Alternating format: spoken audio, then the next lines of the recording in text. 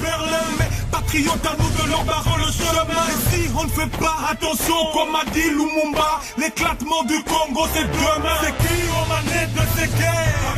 La source de nos tours. Les journalistes congolais, africains et internationaux qui nous permettent de véhiculer le message en toute liberté d'expression à travers les réseaux et dans le monde entier. Un grand merci aux organisateurs, les collectifs des journalistes congolais de l'Europe, représentés ici par M. Lilo Miangou, avec le parrainage du RCK, que les résistants combattants du Congo, de la coalition des forces vives congolaises et de l'FIDH. Ici présent, je cite, moi-même, Martin Sali Bungenge, M. Paul Santou, qui est à ma gauche, Madame Blandine Diafoutois, qui est la secrétaire générale du RCK et en même temps la présidente de la souveraineté panafricaine, et Madame Nicoletta Fadjolo. Depuis la section de l'indépendance en 1960 jusqu'en ces jours, l'exercice du pouvoir démocratique n'est pas respecté en République démocratique du Congo. La prise de pouvoir en 2001 de Joseph Kabila, juste après l'assassinat de Mosé Laurent Désiré Kabila, le père, la crise congolaise étant la plus grave crime après la Seconde Guerre mondiale. Il est hors des questions aujourd'hui de favoriser le glissement d'un pouvoir dictatorial qui est complice de cette situation. Actuellement, la RDC est menacée de démembrement par ses voisins, qui n'est que les Rwandais, l'Ouganda, en complicité de lui-même, Joseph Kabila. Les massacres, les viols utilisés comme armes de guerre, les pillages systématiques des ressources naturelles et minières, l'exode massif, les taux de mortalité élevés, le manque de soins médicaux appropriés, la famine, la pauvreté, les injustices sociales, des arrestations et emprisonnements arbitraires, la corruption, le manque des infrastructures.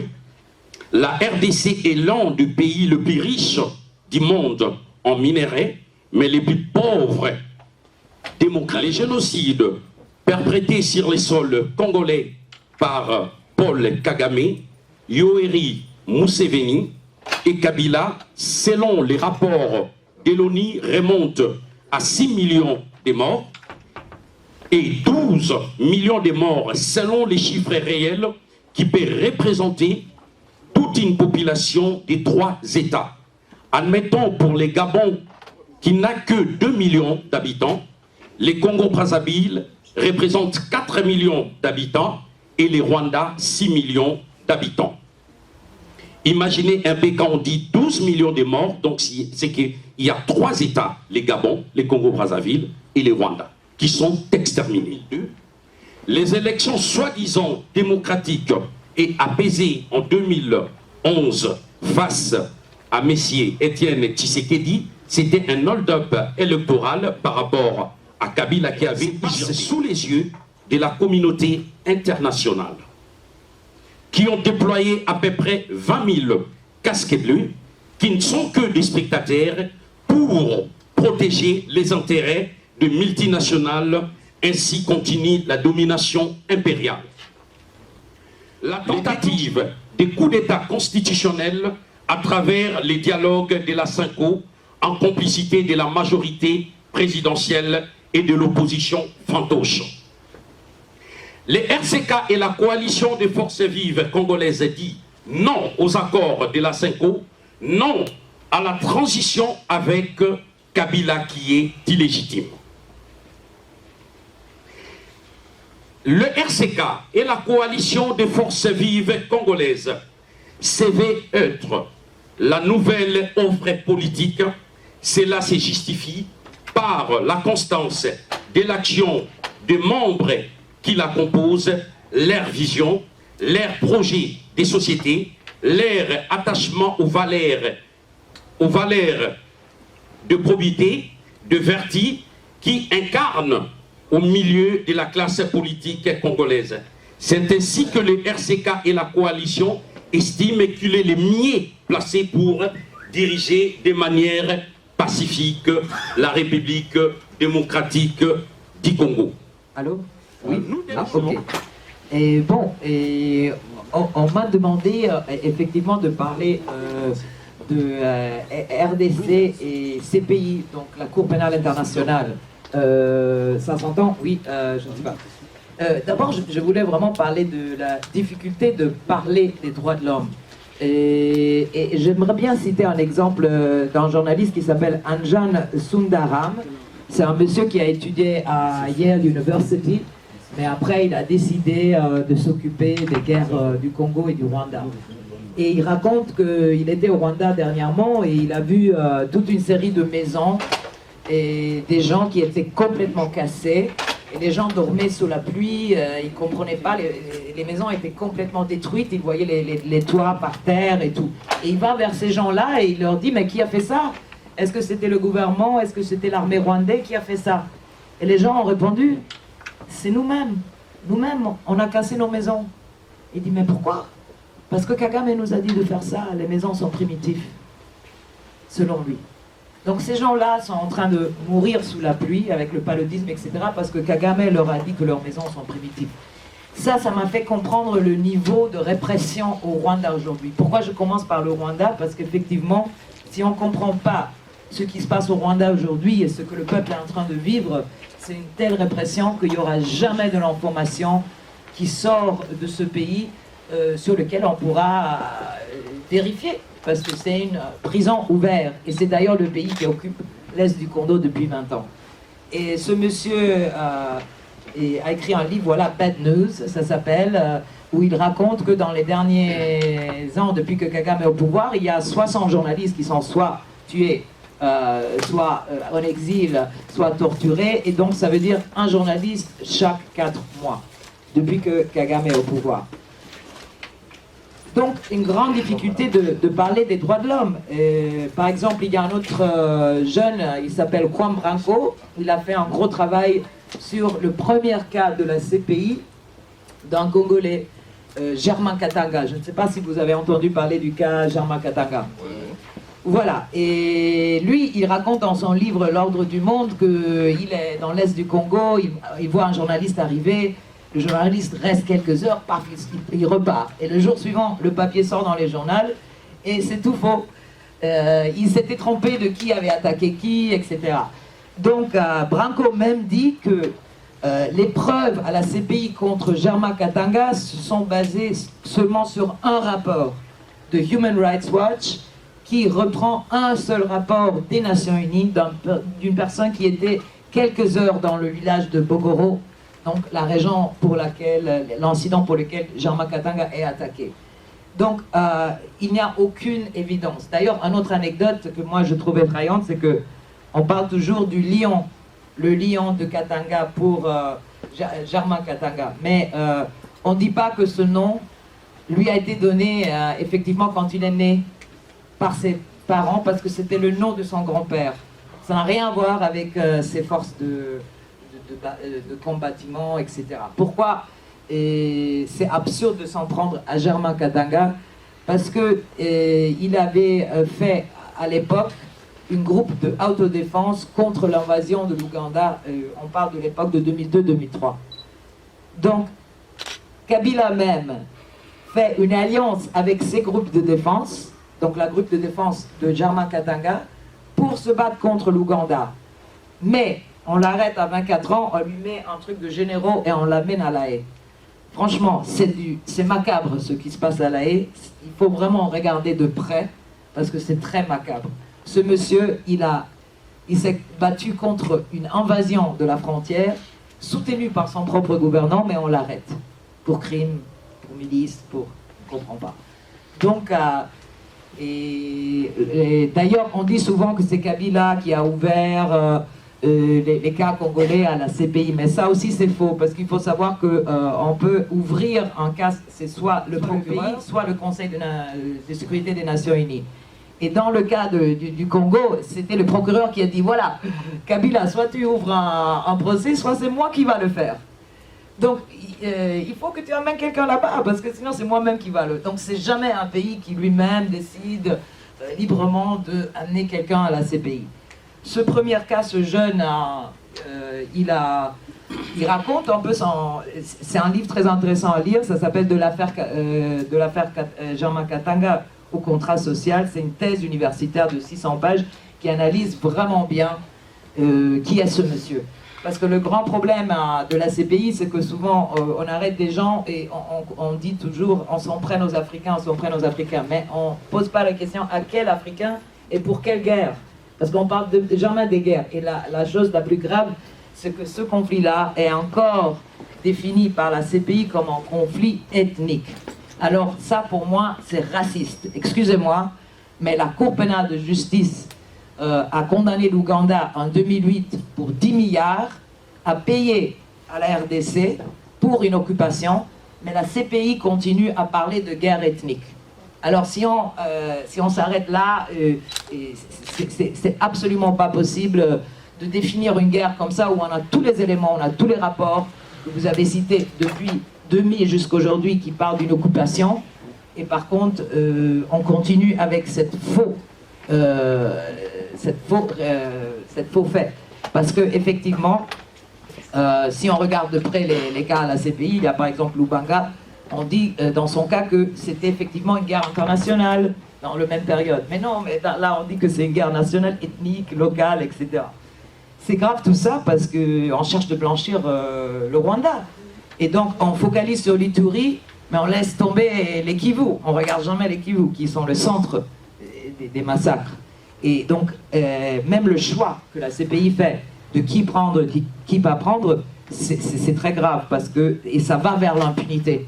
Parce qu'on prend par exemple le cas de Ntaganda, qui est peut-être le seul rebelle vraiment arrêté à la CPI, dans le sens un vrai rebelle qui a fait 20 ans de guerre, qui a fait toutes les guerres pour le Rwanda depuis le AFDLL jusqu'au M23. Donc il a passé tout, CNDP, il était dans tout RDC, il a fait tous les grands rébellions, mais on l'accuse, les charges à la CPI, c'est que pour 2002-2003. Donc toute la période d'après, on laisse tomber, on va facilement le blanchir parce que voilà, la période elle est très courte, etc. Et lui, par contre, il a fait ce qu'on appelle souvent la guerre d'Obama dans l'est du Congo. Il a fait ce qu'on appelle Kima 2. Il était carrément en charge des opérations dans l'est du Congo contre le FDLR. Ce monstre qui a quand même massacré depuis des années. Donc, moi, et je pense que la CPI renforce l'impunité au Congo, et exactement comme un accord comme Sun City qui inclut les rebelles dans un gouvernement, c'est pas faisable comme politique, et je vois que ça se passe tout le temps en Afrique.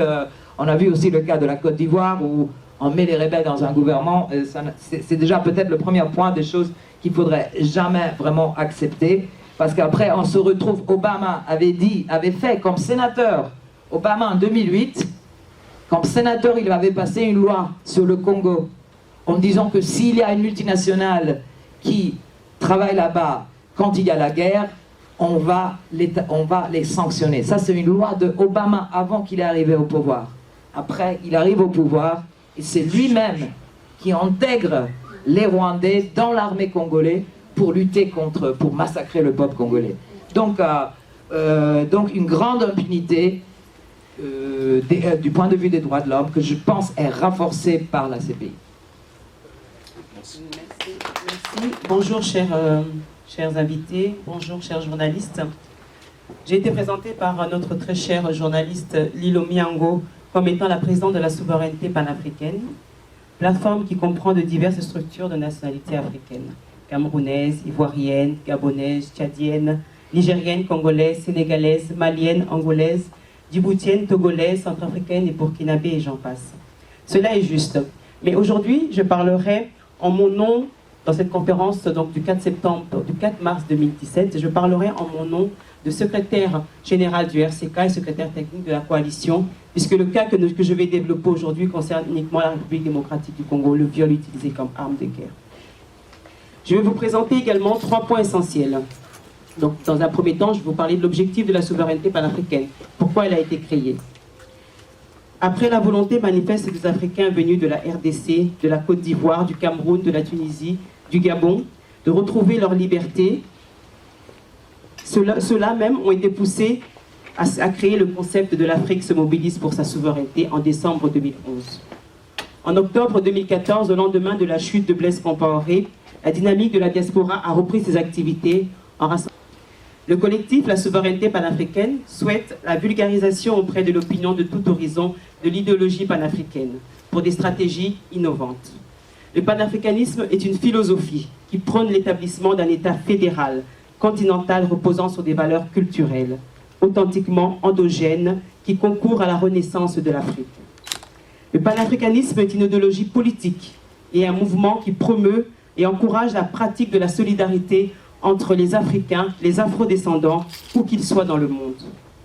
Nos méthodes de travail passent par la valorisation, le soutien et la participation aux actions entrant dans le périmètre de la lutte des structures, des membres qui composent le collectif La Souveraineté panafricaine. Ce dernier imagine et organise des manifestations publiques ou privées pertinentes de sensibilisation et d'interpellation de l'opinion publique ou privée, permettant ainsi d'informer de ce qui se passe en Afrique. Notre charte qui fixe le cadre du collectif Souveraineté panafricaine a vocation à se déployer dans les pays africains où il existe une représentation sous la forme d'une organisation non gouvernementale ou d'autres formes juridiques la plus appropriée. Notre objectif dernier est de former les futurs dirigeants démocrates, fils ou filles africains, panafricanistes, pour la finalité de créer les États-Unis. Merci à tous mes compatriotes journalistes. Merci à vous, Sali.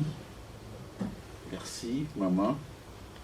Et nous vous soutenons dans ce que vous avez fait, ce que vous faites comme travail pour éradiquer ces fléaux, les violences sexuelles. Merci à l'assistance. Je vois Jean Kalama dans la salle et tous ceux qui sont debout. Maman Anastasie. C'est vraiment pour moi un grand plaisir d'être ici dans une période très difficile. Les menaces, on les a toujours eues. On a des séquelles, on boitille, on a fait la prison, des attentats de meurtre, mais on tient les coups et on essaie d'apporter une petite contribution. Vous verrez que dans les institutions internationales de droits de l'homme, non gouvernementales, comme la Fédération internationale des droits de l'homme, et pour ne citer que celle-là, c'est là où je suis secrétaire général adjoint pour le moment, en charge de toutes les missions. C'est quelque chose de plus costaud par rapport au rôle que j'ai joué il y a une année. Alors, vous constaterez qu'au moins, il y a une prise de conscience que la République démocratique du Congo, qui n'est démocratique que de nom, l'heure est grave. Très grave. Pourquoi? Puisque, vous l'avez dit, maman Blandine, l'heure est grave lorsque celui qui est censé protéger les personnes et le bien se lance dans des actes de terrorisme d'État. Et là, c'est le monde à l'envers. Et là, c'est la barbarie. Et là, c'est grave. L'heure est grave, je vais peut-être le démontrer, puisque aujourd'hui, nous sommes devant un fléau indescriptible. Mais nous avons compris en son temps qu'on allait vers ce mur, ce fléau-là, le massacre, les tueries massives des populations civiles par le gouvernant, entre guillemets, que nous avons aujourd'hui. L'heure est grave, puisque tout ce qui s'est fait dans cet espace dénommé Zaïre, Congo, RDC, a des conséquences aussi bien sur ces territoires, dans ces territoires, que dans le reste du continent africain. Cela relève donc tout ce qui se passe dans les conflits en RDC. Donc, j'ai aussi entendu parler ici que le problème, c'était le FDLR dans l'est du Congo, quand on sait que ça, c'est le prétexte de Rwanda et de l'Ouganda. Depuis 20 ans, ils utilisent le prétexte. Il y a même un article qui est sorti le soir d'une revue belgique qui, depuis 2000, dit que le Rwanda injecte des faux Interahamwe dans l'est du Congo pour avoir cette excuse, ce prétexte d'envahir.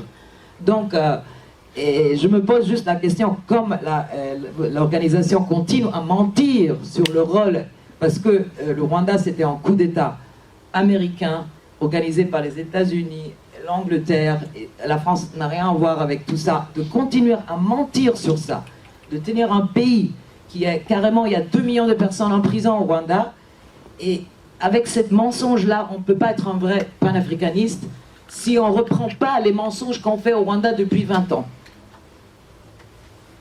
Une question très intéressante, puisqu'elle nous concerne. Il y a Jean-Pierre Mbemba quelque part, il y a tous les autres, en quelque sorte.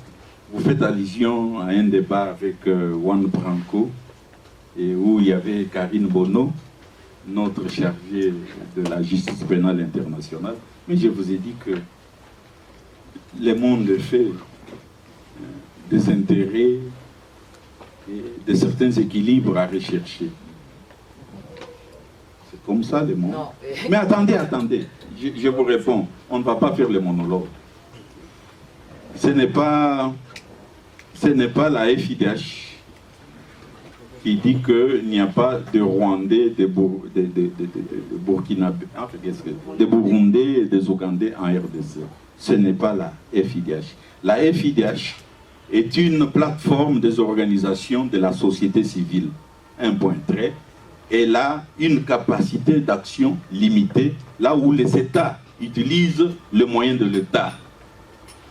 La FIDH, si vous suivez bien le rapport que nous avons sorti, allez sur notre site, sur le Burundi, vous nous donnerez raison, puisqu'on pointe du doigt le problème. La FIDH, nous avons demandé que les auteurs, les acteurs de toutes ces souffrances dans la région des Grands Lacs soient déférés devant la justice. Allez sur notre... La CPI? La CPI, écoutez, pour le moment, ou ailleurs. Et attendez, nous avons fait quelque chose en Afrique. Aujourd'hui, les gens se targuent de dire que Hissène Habré a été jugé par les Africains. Un point. Et allez voir, consultez l'histoire, vous verrez que la FIDH est derrière. Depuis que moi je suis devenu secrétaire général de la FIDH pour l'Afrique, beaucoup de choses ont essayé d'avancer. Mais je ne cesse de dire, l'adage dit, aide-toi, le ciel t'aidera. La justice, même au microcosme, vous la réduisez au niveau des États, vous verrez que dans ces États-là, ce sont les plus puissants qui sont aux commandes, qui utilisent la justice. C'est la même chose, nous disons la même chose. Mais pourquoi les Africains, nous ne mettons pas en place des systèmes judiciaires capables de dire la loi? Vous allez dire l'Union africaine, mais ils ont tenté de monter une cour africaine, etc. Mais ça piétine. Et quand vous voyez, on y consacre l'impunité de chefs d'État qui sont pourtant des grands dictateurs et qui sont cités, qui sont à la base de toutes ces souffrances qu'ils imposent sur leur peuple, etc. Donc aujourd'hui, venir ici affirmer que la FIDH soutient ceux qui jettent le bordel dans notre pays, c'est faux et archi faux. Alors, on essaie de faire ce qu'on peut. Hein. Et aujourd'hui, il faut se réjouir, par exemple, que la FIDH ait soutenu tout le travail qui se fait pour démontrer tous ces massacres qui se commettent en RDC. Ça, c'est acquis. Souvenez-vous, qui a été ce premier pays-là aux Nations Unies, au Conseil, enfin à New York, à pointer du doigt les agresseurs. Au moment où Kabila lui-même n'osait pas dire que c'est Kagame, c'est tel. C'est François Hollande. Et François Hollande, nous l'avons dit, bon voilà, les rapports sont là. C'est Kagame, c'est Museveni, c'est Nkurunziza. Ça, c'est le travail de la FIDH. Mes amis ici savent très bien que lorsqu'il y a eu le sommet de la francophonie, la FIDH a beaucoup joué, puisque la France ne voulait pas vraiment rater cette occasion-là d'aller à Kinshasa, en RDC. Nous avons dit, allez-y, mais restez tout droit dans vos bottes. Sur le fichier droits de l'homme, les manifestations qu'il y a à Paris avec RCK et les autres, c'est normal, puisque voilà les tableaux. Alors, quand on est allé là, le collimateur a été braqué un peu partout, TV5. Vous pouvez aller leur demander. Moi, j'ai dit à TV5, allez aux frontières, allez voir tel, allez voir, vous allez découvrir beaucoup de choses. Et les gens ont, pour une fois, dit que le président Hollande a fait du bon travail, etc. Il en a même fait plus que ce qu'on espérait. La médiathèque Floribert Chebeya, c'est la FIDH. Vous voulez que je vous dise ce travail-là? Bon, voilà, je m'arrête là. Je peux multiplier des exemples sur le Congo. Donc, dire que notre organisation est vraiment une organisation qui soutient la CPI. Mais faute de mieux, quelle autre institution nous avons pour le moment? Vous voyez, voilà. Merci. Merci Nicolette pour votre question. Moi, je m'en vais là parce que c'est ça ce que j'entends depuis. Que des gens qui devraient critiquer la CPI continuent à la soutenir. Non, j'ai dit nous critiquons. Vous l'avez entendu. Non, mais écoutez, nous critiquons. Mais il faut comprendre que la CPI. Alors, allez sur le site. Pour vous tuer. Non, mais nous ne sommes pas la CPI. C'est la vérité. Mais nous ne sommes pas la CPI. Mais vous ne pouvez pas dire que c'est mieux que rien. Pardon? Vous avez dit que la CPI, c'est mieux que rien. Mais qu'est-ce que nous faisons? Vous voulez aujourd'hui que... Vous devez dénoncer que la CPI n'est pas la justice. Nous les faisons, allez sur notre site. Non, mais alors, allez sur notre site. Merci beaucoup. Oui, nous sommes dans un autre contexte. Je suis congolais et je vis cette souffrance-là. Bien sûr. Et moi-même, je suis victime. Alors, ne dites pas que... Non, voilà. Mais alors, les débats, il faut qu'on fasse un débat sur ça. S'il vous plaît, merci beaucoup. Nous allons passer le micro à notre confrère qui vient de Bruxelles, Alimien. Oui. Non, c'est n'importe quoi. Moi, je me fais... Non, c'est n'importe quoi. Si les gens qui devraient faire quelque chose ne disent pas la vérité. Alors, respectez l'audience. Je perds mon temps. Oh là là. Non, je perds mon temps. Je perds mon temps, monsieur. Il faut que vous dites à vos amis que la CPI, c'est là pour vous détruire. C'est faux. C'est archi faux. Respectons l'audience. Alors discutons ça. Qu'est-ce qui est bien de la CPI? On n'aille même pas au Conseil de sécurité. Allô. Ça n'aille même pas au Conseil de sécurité. Mais c'est une folie. Alors. Mais il faut qu'on discute. Alors. Alimien. Alimien, votre question, s'il vous plaît. Oui. Alors, on arrivera. C'est pas le moment de parler. Une question. Alors voilà, donc je voulais poser une question par rapport à la CPI.